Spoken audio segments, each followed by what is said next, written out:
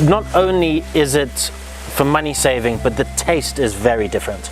Yes, when you pull something out and eat it almost immediately, Exactly. it has a much stronger, nicer taste comparatively to it's sitting somewhere or partially wilting. And we know for a fact that it hasn't been sprayed with anything, there's no fertilizers, and all of these things do affect the taste, definitely.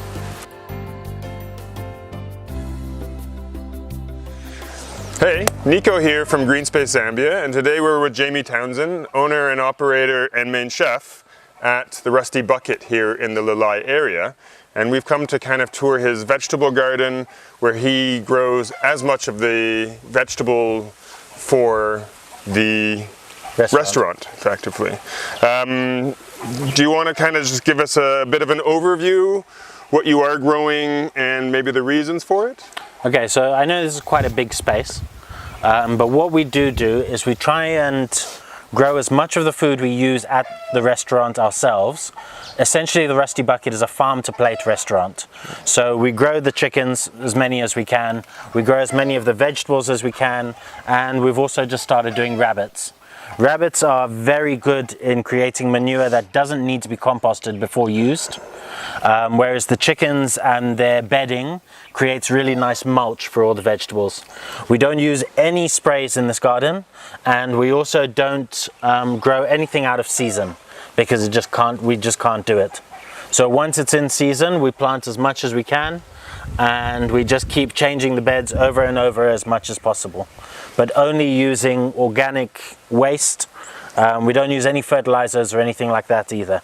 Just the organic fertilizers you're getting from the livestock side of it coming in. Would you compost the chicken manure and the bedding before you put it down as a mulch? We try to keep it for as long as possible, yeah. Yeah, because of the high nitrogen content might burn plants, especially if they're getting established at that point in time. So now we are transitioning from the kind of cold dry season into the hot drier season. Well, we've started putting in the pumpkin leaves already. And then once the sweet potato leaves, the calembla starts actually shooting nicely, then we'll put that in as well. We also like to use things like kanunka, which is blackjack, and a lot of bondwe. So we collect all the wild seeds we can and spread them in the garden, and then let them grow naturally. Oh, nice, interesting. Because there's not many places that I would imagine, unless you're going to a more traditional restaurant, that will be using blackjack or even bondwe. Well, we also feed ourselves. All of the staff eats nshima on a daily basis.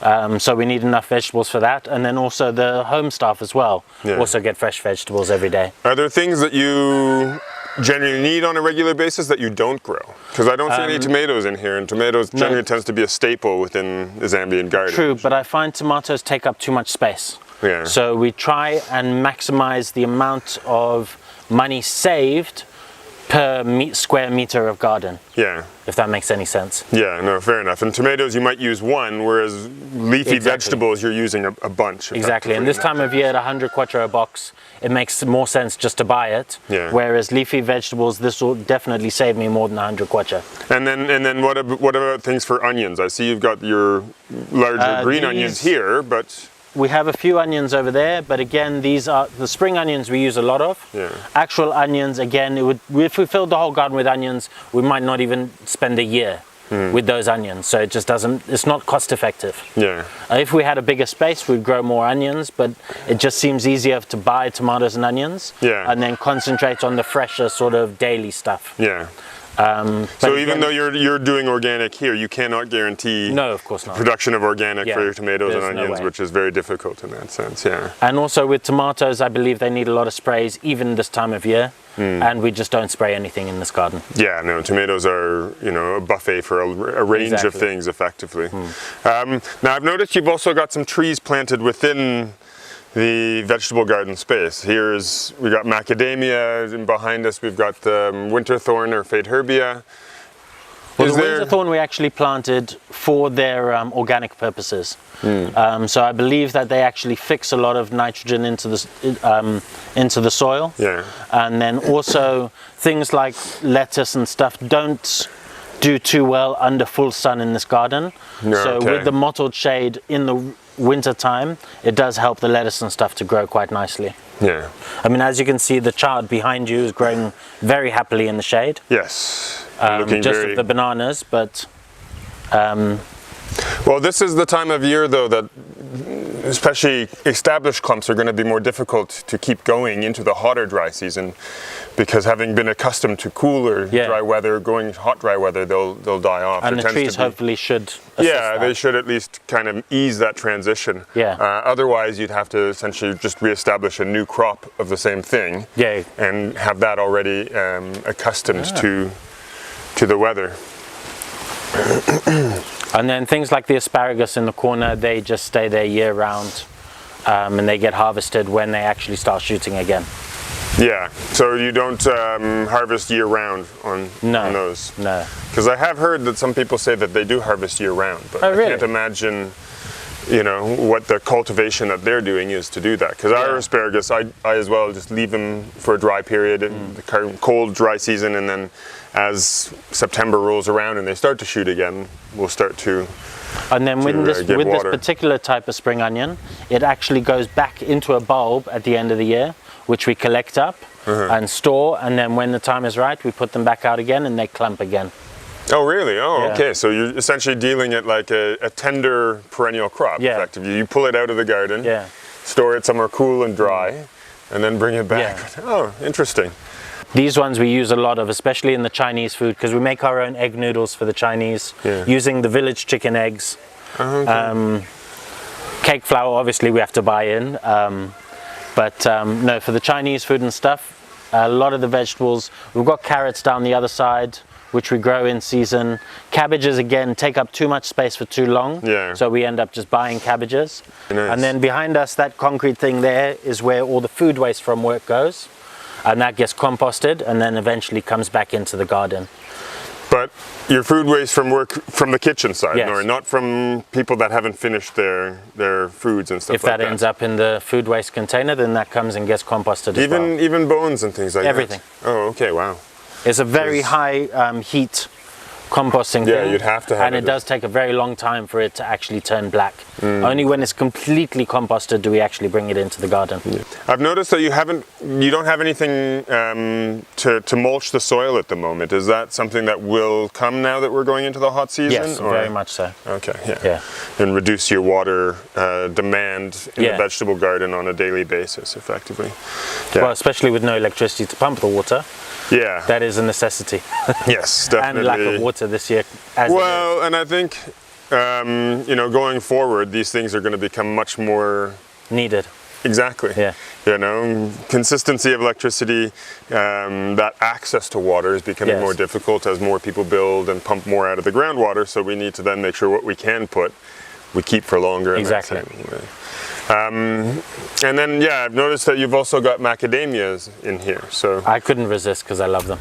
Macadamias are a lovely nut. I don't know how much shade they're going to create, whether or not they're going to be a problem, but... Well, they tend to be a little bit more columnar, or at least you can keep them that way if you want. You don't have to let them spread out ways. I didn't know that. So they, funny enough, are seeding already. I don't know if I have to pull those off, but we'll have to find out about that. Probably be best just to trim that off and let it continue to grow vegetatively for the first few years. Some of them have come on very nicely, I see, and doing very, very well. Well, out of 20, I lost quite a few. But maybe I just planted them at the wrong time. But also, they're guaranteed to get watered here, whereas the rest of the garden, they're not. Yes. We don't water the grass. We don't try and keep everything alive just for the sake of good looking. We obviously water the citrus, the lemons and stuff like that, but generally the grass is just abandoned until the rain comes.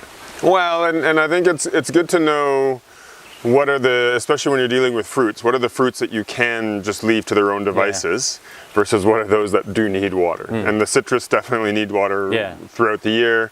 Whereas like the mangoes that I planted a few years ago, we were watering, but this year it's like, no, stop. No, you know? exactly. They'll sort themselves out. The natural fruits are just abandoned, same as the bananas, as you can see. Well, your bananas are going to benefit from the water that's here as well, effectively. Oh, these are ladyfinger. Yeah. And are you using any of your fruits at the restaurant then as well? No, we don't grow that much. We do use the mangoes when they're green to make a mango jam. Oh, okay. But other than that, no, not very much. Is it just volumes at that stage that you would need a lot? Yes. No, okay.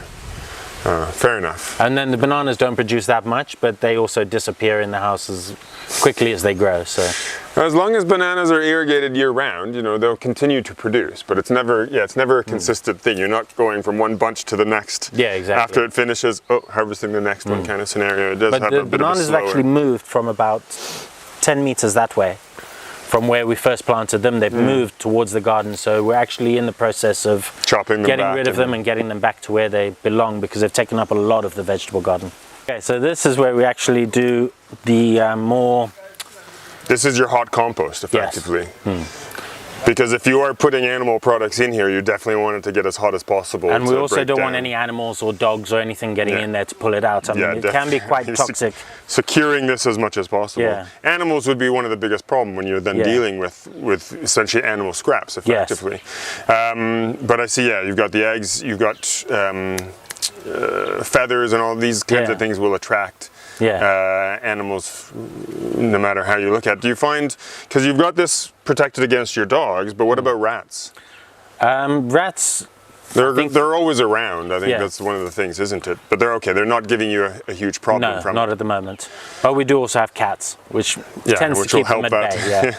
So you were saying that you keep this here for quite a while. What kind of I think we only timeline? harvest maybe every 6 months. Oh, okay.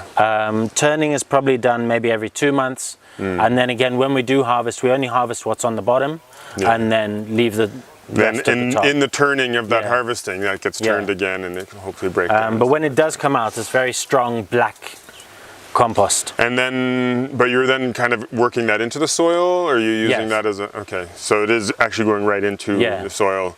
No, we don't use it as a top dressing. It goes into the soil before everything is planted, and it still has a chance to break down even further. Yeah, so this would be in bed preparation. You're mixing it into the bed that's going to be planted, not ones that are already planted with other things. Okay.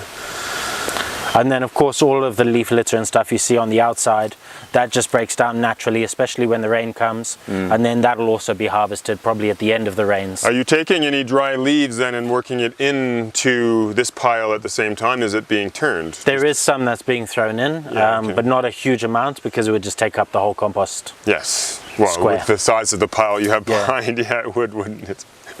Actively. Oh, very nice. But these have not been around for very long. Yeah, no. Within 5, I would say. Yeah. They don't, they don't take long once they hit that stride, and they'll shoot up very, very quickly. But plus they are watered a lot. what are your main aims of it then? Just Harvesting. shade? No, harvesting for wood. The timbers. Okay. But also shade until then. I really don't get on with the sun. I don't like the heat, which is why the house is now surrounded by tuna and poison pod albizia, and it's made a difference already. All of the concretization and all of the deforestation around Lusaka is obviously increasing the heat, and it's not helping the issue we have in this drought anyway. If we can reduce the temperature with some shade, it'll obviously help the groundwater to stay a bit longer, help the water to sit on the ground and soak in a bit longer, and generally the roots and stuff also help with that. I mean, anywhere around this area where there's been an underground spring, once the trees have been removed, the spring has stopped, and it's as simple as that.